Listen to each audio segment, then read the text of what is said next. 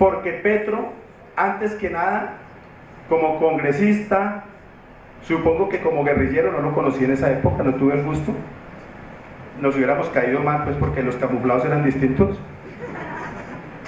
pero como congresista, como ciudadano, y estoy seguro de que como alcalde de esta ciudad, va a ser y ha sido un hombre de convicciones, pero no de dogmas. Sin más, démosle la bienvenida con un gran aplauso a Gustavo Petro.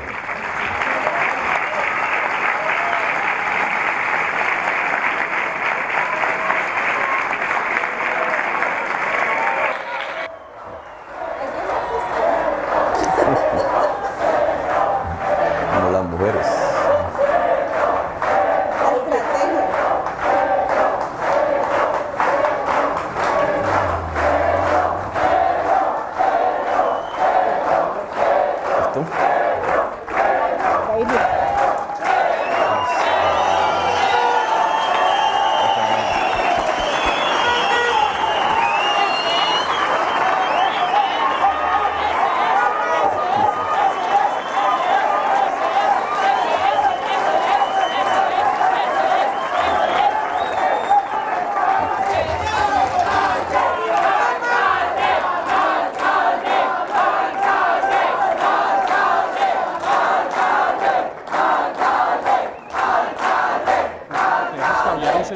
¿Me dejas cablear un segundo? ¡Viva Gustavo Petro! ¡Viva! ¡Ese es! ¡Viva progresista! ¡Viva! ¡Viva nuestro grande Petro! ¡Viva! ¡Ese es el pan! Buenas tardes. Quiero obviamente agradecer a Hablado, que escuché parte de sus palabras. Yo vengo a hablar de paz. A todas y todos ustedes, sé que aquí, en medio de estas luces, hay personas de todas las localidades de Bogotá, unos menos pobres que otros, muchachos, muchachas, hombres, mujeres, intelectuales, estudiantes, trabajadores. Me dicen que hay muchos dirigentes de los maestros y las maestras de Colombia, que hay obreros, obreras, pensionados, políticos, senadores, ediles, concejales. Veo aquí a Carlos Vicente de Rú, candidatos, ciudadanas y ciudadanos. Las cosas que aquí vamos a proponer no tendrían absolutamente ningún sentido, cualquiera que sea la arquitectura de las propuestas. No tienen razón de ser si quienes las administran, las construyen, las tratan de ejecutar son corruptos. Alrededor del tema de la corrupción ha corrido bastante tinta en la prensa, muchísimos debates, una enorme cantidad de presos. La corrupción pareciera ser hoy un sinónimo de la actividad administrativa colombiana y bogotana. Podría uno proponer el cambio de la ingeniería de la Ley 80, hablar de la inexistencia como algo sano de los anticipos. Se podría uno demandar que la Ley 80 construyó las redes que permiten que prácticamente ninguna investigación pueda encontrar los autores reales de la corrupción detrás de las empresas, dado que estas empresas se ocultan en una especie de red ingenieril que creó la ley. Podríamos hablar muchísimo sobre las tecnologías de la corrupción y sobre las tecnologías para desmantelar la corrupción, pero hablaríamos en el fondo demagógicamente. La realidad simple es que en una administración, la distrital, por ejemplo, se roba si el alcalde permite que se robe.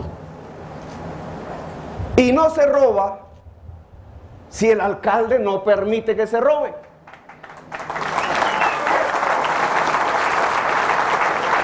Y esto no tiene mayor diferenciación ideológica.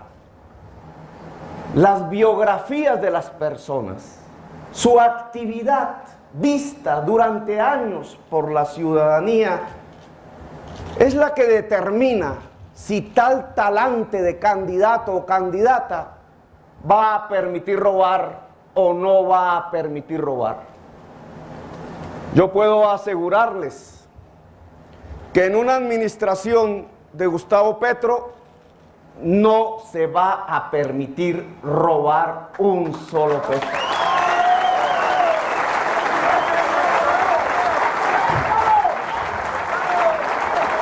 Cualquier funcionario, generalmente son hombres, o funcionaria, que a veces las hay, que intente robar un peso en nuestra administración, puede tener la certeza íntima que el primero en intentar investigarla, que el primero en intentar descubrirlo, va a ser el propio alcalde de la ciudad, Gustavo Petro. Y que no se irá de la administración simplemente, se irá de la administración para la cárcel. Si alguna certeza hoy puede tener la ciudad de Bogotá, es que si somos elegidos, no va a haber corrupción en el distrito capital, y de haberla, el primero en descubrirla, informarla y destruirla será el propio alcalde de la ciudad, Gustavo Petro. Y sobre esa base es que podemos discutir de propuestas entre todos los candidatos, en la ciudadanía, en lo que será este debate electoral que apenas comienza. Es sobre la base de que no se robará el dinero público como podemos establecer la pertinencia, la eficacia, la necesidad de las propuestas que vamos en adelante a hacer. El modelo de ciudad que tiene Bogotá es el mismo modelo desde hace décadas. Colombia no ha tenido, ni Bogotá ha tenido, una ruptura real en su visión, en su manera de ser gobernada, en su manera de ser construida. Si lo queremos en pocas frases, la ciudad de Bogotá se ha construido básicamente depredando. Es una ciudad depredadora. Lo primero de la naturaleza, lo segundo del ser humano. Depreda naturaleza y seres humanos. Es una ciudad que en términos generales se construyó durante décadas segregando, destruyendo tierras, destruyendo cerros, construyéndose contra el agua, invisibilizándola, tapándola, ensuciándola, cementándola. Sobre su perímetro cada vez más amplio, no solamente se fue destruyendo el agua y la tierra, sino que se fue destruyendo el ser humano, segregándolo. Una ciudad de castas que los bogotanos llamamos estratos, absolutamente aislados los unos de los otros, temerosos los unos de los otros, castas como en la India, el estrato 1 en el perímetro sur al borde del río Bogotá, el estrato 6 al norte. Una ciudad de castas que excluyó a las mayorías del beneficio de la ciudad, que expandiéndose en el perímetro terminó bajo una tesis no hace mucho defendida, de que el mejor camino que tenía que tener la ciudad de Bogotá era exportar los pobres en masa, como el éxodo hacia Suacha, hacia el otro lado del río Bogotá, hacia Mosquera. Allí hay 140.000 casas construidas a las que la gente no quiere ir porque no tienen agua. Pero al contrario, se pensó que el camino más eficiente de la ciudad era mantener el estrato 6 y permitir que se construyeran campos de golf, condominios, el modo de vivir del estado de la Florida dentro de un terreno tan pequeño como la sabana de Bogotá. Esa ciudad tuvo que encarecerse porque al ampliarse hacia los bordes tenía que construir cada vez más redes de acueducto, de alcantarillado, líneas de energía eléctrica, calles, avenidas, autopistas. Esa ciudad fue dando oportunidades a una serie de mercados para construir esos acueductos, esos alcantarillados, contratistas. Para construir esas avenidas, esas autopistas, esos troncales, contratistas.